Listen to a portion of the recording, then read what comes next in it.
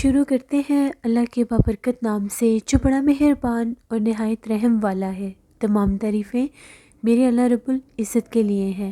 السلام علیکم لسنرز، میں ہوں آپ لوگوں کی ہوسٹ نوشین، اور میں اپنے چینل خوفناک کہانیوں میں اپنے سبھی سننے والوں کو خوش آمدید کہتی ہوں۔ میں امید کرتی ہوں آپ سب لوگ خیریت سے ہوں گے، جہاں ہوں گے خوش ہوں گے۔ آج آپ لوگوں کے لیے میں بہت انٹرسٹنگ ہارر سٹوریز لے کر آئی ہوں جنہیں آپ لوگ بہت پسند کریں گے۔ سلسلہ شروع کرتے ہیں آج کی خوفناک کہانیوں کا۔ بڑھتے ہیں آج کی پہلی خوفناک کہانی کی طرف۔ یہ خوفناک کہانی میرے ساتھ فاطمہ شیئر کر رہی ہیں۔ فاطمہ کہتی ہیں، میں حیدرآباد کی رہنے والی ہوں اور آج آپ کے ساتھ اپنی زندگی میں پیش آنے والی ایک بہت ہی زیادہ ڈراؤنی کہانی شیئر کرنا چاہتی ہوں۔ آج سے 7 سال پہلے کی بات ہے۔ میری شادی کے فنکشن سٹارٹ ہو چکے تھے، تو مہندی والے دن میں پارلر سے تیار ہونے گئی۔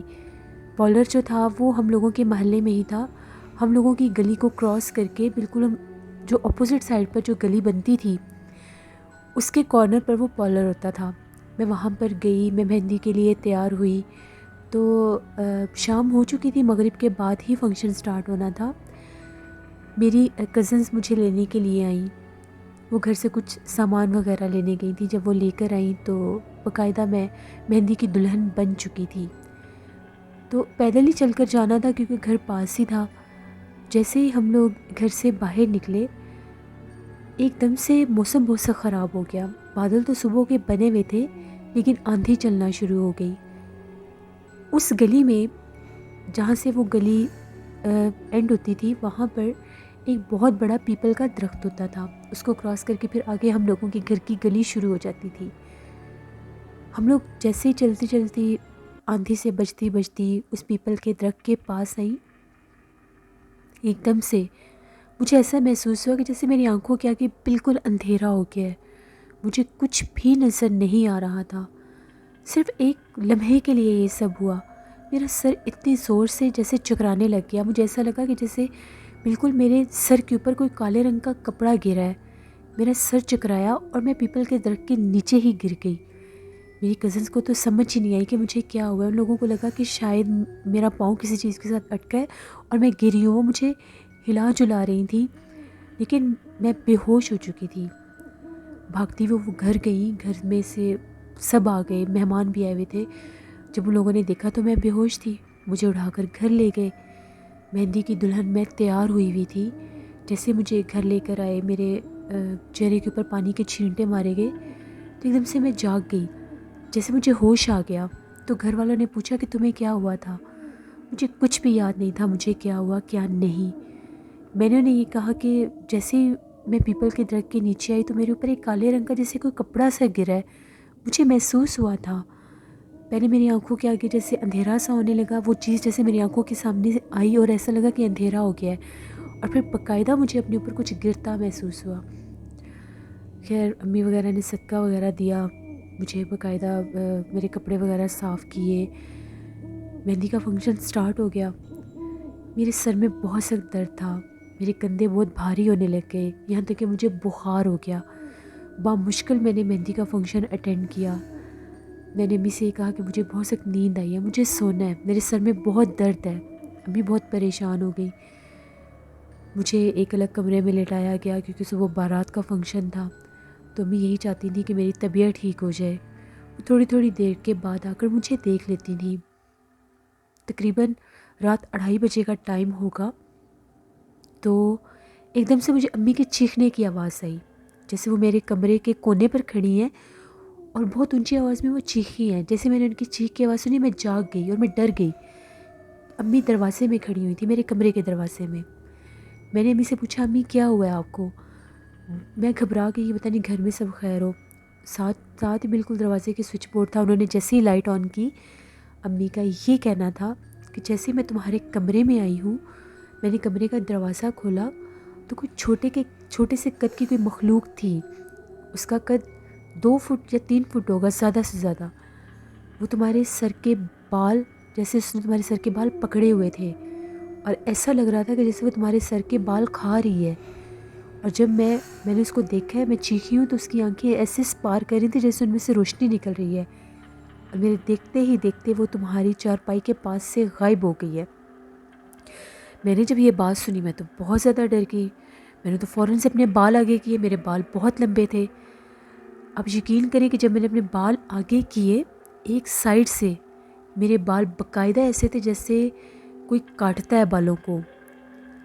ایک سائڈ سے لمبے تھے، ایک سائڈ سے تقریباً آدھے سے زیادہ بال نیچے سے وہ بال میرے ختم ہوئے ہوئے تھے. جیسے امی بتا رہی تھی کہ وہ مخلوق تمہارے بال کھا رہی تھی.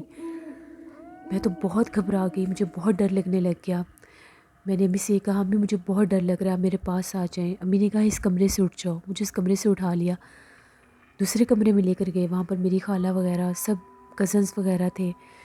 امی نے ان سب کو بھی بتایا کہ ابھی اس کے کمرے میں میں نے کسی مخلوق کو دیکھا ہے، پتہ نہیں کیا ہو گیا ہے. وہاں پر بیٹھے بیٹھے میری تو حالت خراب ہو گئی. ایک دم سے میں نے بیٹھے بیٹھے سر کو جھٹکے دینے شروع کر دیے. مجھے ایسا لگتا ہے میرے سر کو جھٹکے لگ رہے ہیں باقاعدہ، جیسے کوئی میرے سر کے اوپر بہت زیادہ کسی نے وزن ڈال دیا ہے. میں نے سر کو جھٹکے مارنا شروع کر دیے. میرے بال بکھر گئے. میری حالت عجیب ہو گئی. میرے اوپر دورے کی کیفیت آ گئی. میرے ہاتھ پاؤں بالکل ٹیڑھے ہو گئے اور میں بہت زیادہ ڈراؤنی آواز میں کچھ بولنے لگ گئی. میرے گھر والے کہتے ہیں کہ وہ لینگویج پتہ نہیں کیا تھی، وہ کون سی زبان تھی.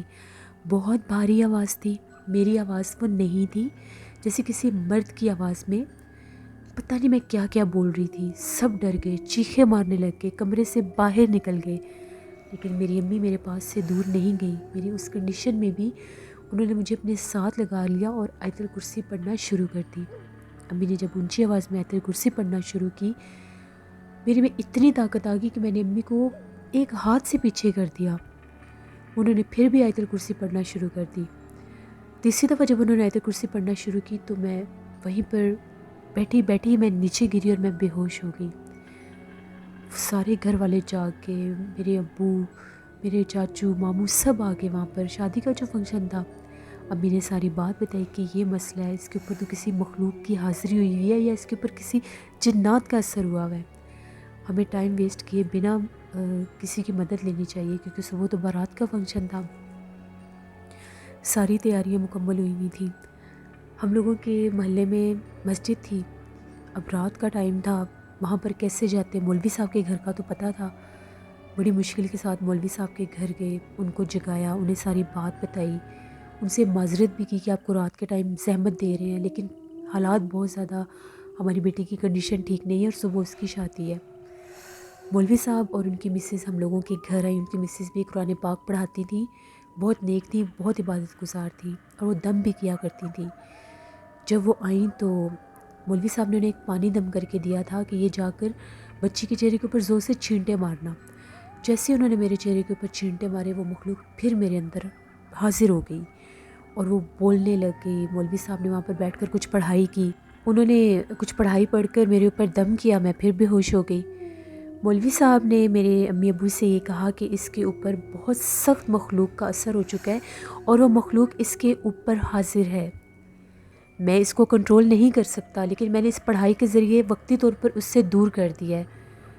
صبح جیسے ہی سورج نکلتا ہے آپ لوگ اس کو کسی عامل کے پاس لے کر جائیں، ورنہ وہ اس کو جانی نقصان پہنچا دے گا، کیونکہ وہ جو بھی مخلوق ہے وہ اس وقت بھی اس کے سر کے اوپر موجود ہے. وہ ساری رات میں بے ہوش رہی. وہ مولوی صاحب دم کر کے گئے، چلے گئے. صبح 7 بجے کا ٹائم ہوا تو میرے چاچو جو تھے وہ ایک عامل صاحب کو جانتے تھے. ان کے کسی دوست نے کام کروایا تھا، تو چاچو نے ان سے پوچھا، مجھے وہاں پر لے کر گئے. جیسے وہاں پر لے کر گئے تو ان کو میری کنڈیشن دیکھ کر ہی پتہ چل گیا. انہوں نے کچھ پڑھائی کی اور پتہ نہیں ان کے پاس کچھ مٹی سی تھی. وہ مٹی انہوں نے جیسے ہی میرے اوپر پھینکی تو میرے پاس سے ایسے اسمیل آ رہی تھی جیسے کوئی گلا سڑا گوشت ہوتا ہے.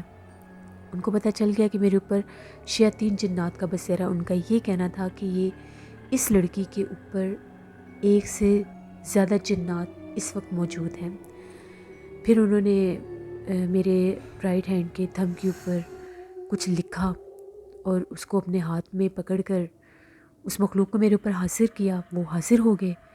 انہوں نے اس سے پوچھا کہ تم کیوں اس لڑکی کے پیچھے پڑے ہو اور تم لوگ کون ہو؟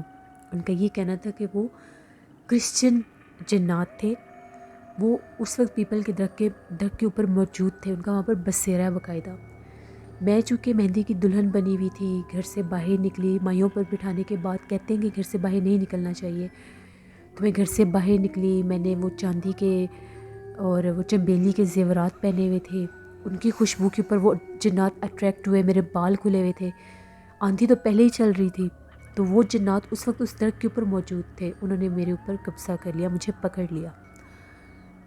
پھر وہ جو عامل صاحب تھے، ان کا یہ کہنا تھا کہ اگر آپ لوگوں نے آج اس کا نکاح کر دیا تو اس کے نکاح میں یہ جنات بندھے جائیں گے، پھر ساری زندگی اس کو نہیں چھوڑیں گے، اس کو بہت اذیتیں دیں گے. 3 ماہ آپ لوگوں کو شادی پوسٹ پون کرنی ہوگی، 3 ماہ اس کا علاج ہوگا، 3 ماہ میں یہ جنات میں اس کے اوپر سے ہٹاؤں گا. پھر ایسا ہی ہوا. جہاں پر میری شادی ہو رہی تھی وہ بھی ہم لوگوں کے ریلیٹیوز ہی تھے، ان کو پھر ساری بات بتائی گئی. اس کے بعد وہ لوگ اس چیز کو سمجھ گئے 3 ماہ کے لیے میری شادی پوسٹ پون ہوگی. اس 3 ماہ میں میرا علاج ہوتا رہا.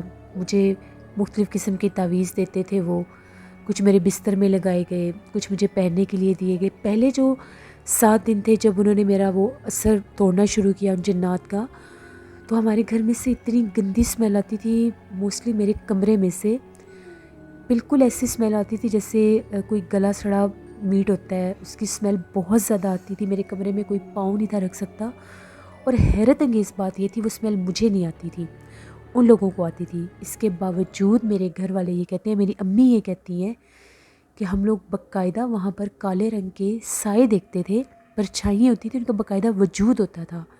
تمہارے کمرے کے باہر کھڑے ہو کر اندر جھانک رہے ہوتے تھے. میرے کمرے میں سے خود بخود چیزیں گر جاتی تھیں، خود بخود پھر ان کو کوئی اٹھا کر رکھ دیتا تھا. میرے سے الگ ہونے کے باوجود بھی وہ جنات موجود وہیں پر تھے اور بہت تنگ کرنے کی کوشش کرتے تھے. ان دنوں میں ہم لوگوں کے گھر کے اوپر کوے چکر کاٹتے رہتے تھے، اس کے ساتھ عجیب و غریب پرندے ہوتے تھے. بہت زیادہ وہ 7 دن مشکل تھے، بہت بھیانک 7 دن تھے، کیونکہ رات کے ٹائم ہم لوگوں کے گھر کے مختلف حصوں میں سے وسلنگ کوئی کرتا تھا، جیسے اس کے علاوہ کلیپنگ ہوتی تھی. کبھی جیسے کوئی شرارت کے طور پر کوئی آواز نکال دیتا ہے اور سب سنتے تھے.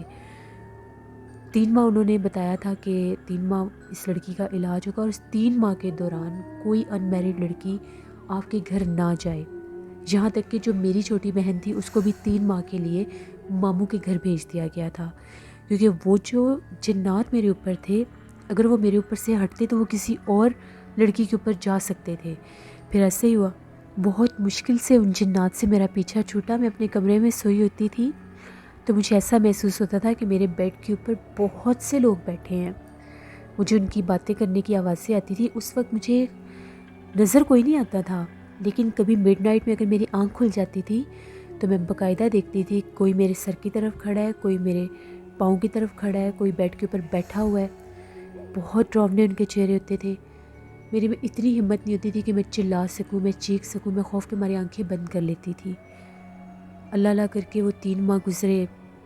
ہر پرہیز کی میں نے، گھر سے باہر نہیں نکلتی تھی، انفیکٹ کمرے سے باہر نہیں نکلتی تھی. جیسے وہ 3 ماہ پورے ہوئے، 3 ماہ میں مختلف صدقات بھی کیے. بہت سے میرے جو کپڑے تھے وہ میں رات کو پہنتی تھی، پھر صبح ان کو صدقے کے طور پر ان میں کچھ چیزیں ڈال کر وہ نہر میں پھینکنے ہوتے تھے. بکروں کے صدقے دیے. 3 ماہ کے بعد میں خود پھر عامل صاحب کے پاس گئی. انہوں نے باقاعدہ سارا چیک کیا، پڑھائی کی، تو ان کا یہ کہنا تھا کہ اب وہ جنات تمہارے اوپر سے جا چکے ہیں. انہوں نے دوبارہ سے وہی راکھ، پتہ نہیں وہ مٹی تھی یا راکھ تھی، جو بھی تھا میرے اوپر پھینکا تو میرے اوپر کوئی چیز حاضر نہیں ہوئی. دم کیا ہوا پانی بھی میرے اوپر پھینکا، میرے اوپر کوئی چیز حاضر نہیں ہوئی. پھر 3 ماہ کے بعد میری شادی ہو گئی. اس کے بعد کبھی میرے ساتھ ایسا ویسا کچھ نہیں ہوا. تعویذ میرے گلے میں نے پہنے رکھے، لیکن کبھی کبھی مجھے ڈراؤنے خواب آتے تھے.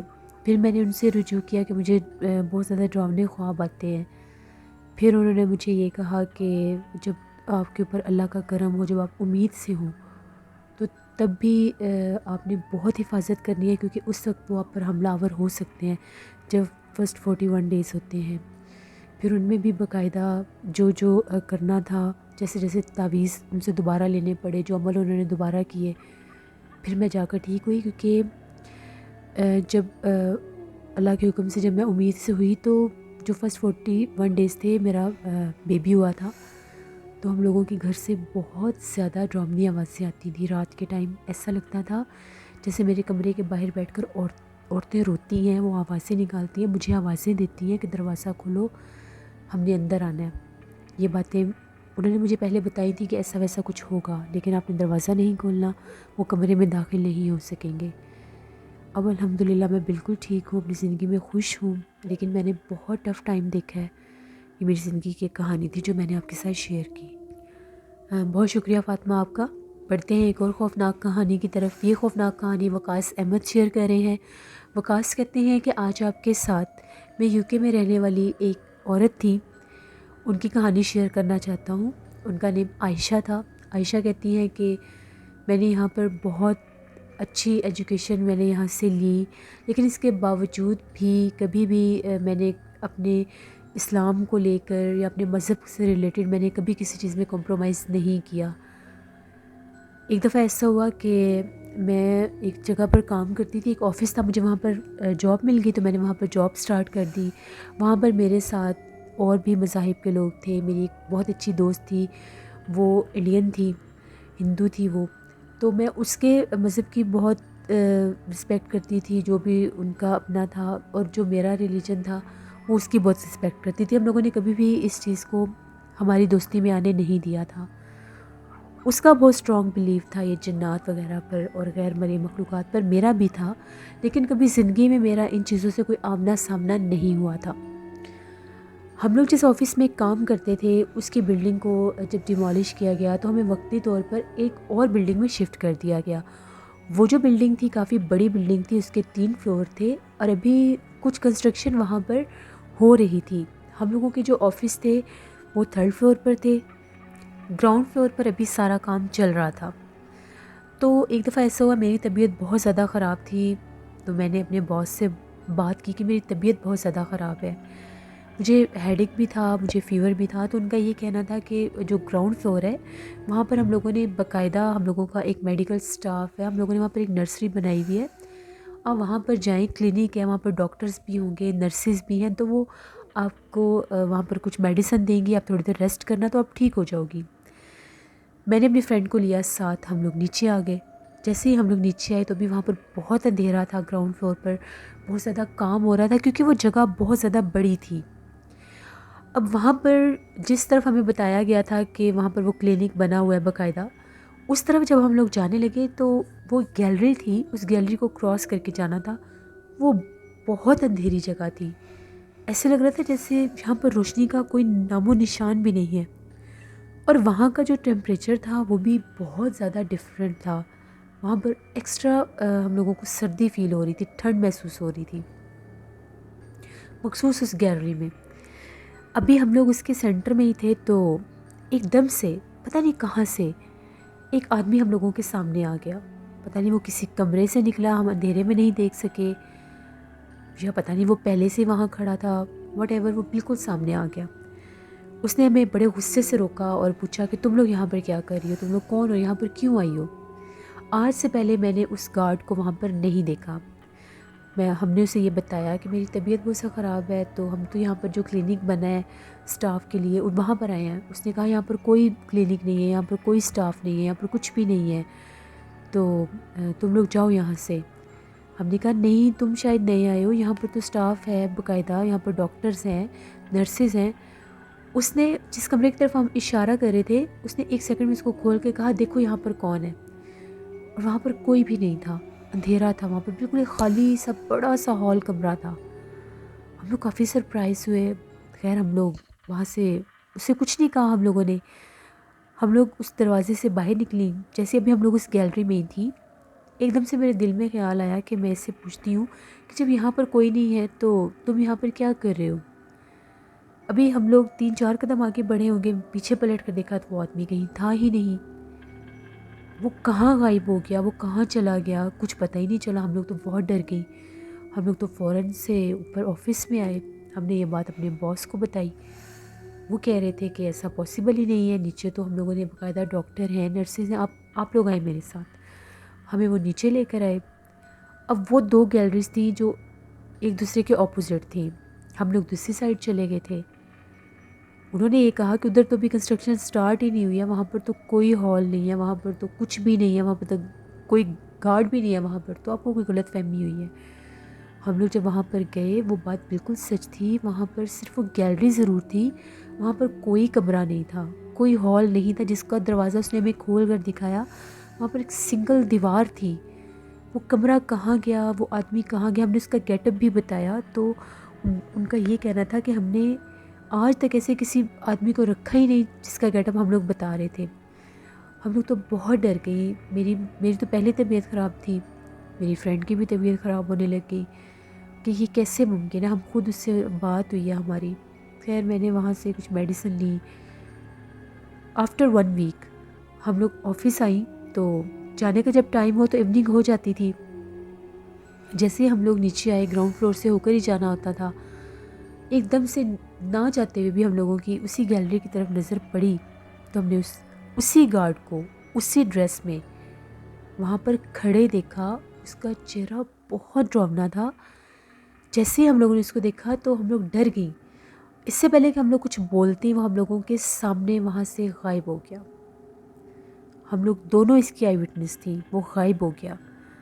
ہم لوگ تو بہت زیادہ ڈر گئیں۔ ہم نے یہ بات اپنے باس سے بھی کی لیکن وہ ماننے کے لیے تیار نہیں تھے۔ بعد میں جب وہ آفس کمپلیٹ ہو گیا، لوگوں کے ساتھ وہاں پر بہت سے انسیڈنٹ ہوتے تھے، مخصوص اس فلور سے لوگوں کو عجیب و غریب چہرے والے لوگ نظر آتے تھے، سڈنلی سامنے آتے تھے، غائب ہو جاتے تھے۔